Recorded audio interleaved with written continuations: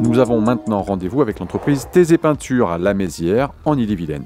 Dans cette entreprise de 50 salariés spécialisés dans les métiers de la peinture et de la décoration, ils s'emparent du numérique, notamment par la mise en place d'une messagerie professionnelle, afin de favoriser l'agilité et la rapidité dans les prises de décision. Le but, c'est vraiment d'essayer de gagner du temps, de pouvoir communiquer le plus simplement possible, simplement avec un petit message. Donc ça peut aussi concerner, et ça nous sert beaucoup au niveau des commandes de marchandises, c'est-à-dire que les chefs d'équipe envoient directement leurs demandes au service achat pour tout ce qui est commande de matériaux. Souvent est mis en copie le conducteur de travaux qui est au courant que la commande est passée. Donc voilà, il n'y a pas de... tout est bien inscrit, tout est archivé en plus dans l'application.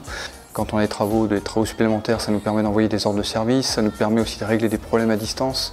Quand on se retrouve face, je crois pour notre métier, qui avons un métier très visuel, ça nous permet de résoudre des problèmes, notamment sur des problèmes de teinte, des problèmes de répartition de papier, des problèmes de support qui sont un peu douteux. Donc rien qu'en s'envoyant des photos et en discutant, soit par téléphone ou en s'échangeant par ce système de messagerie, ça nous permet de résoudre beaucoup de problèmes à distance. Depuis quelques mois, Jean-Christophe Thésée a également fait l'acquisition d'un spectromètre portatif.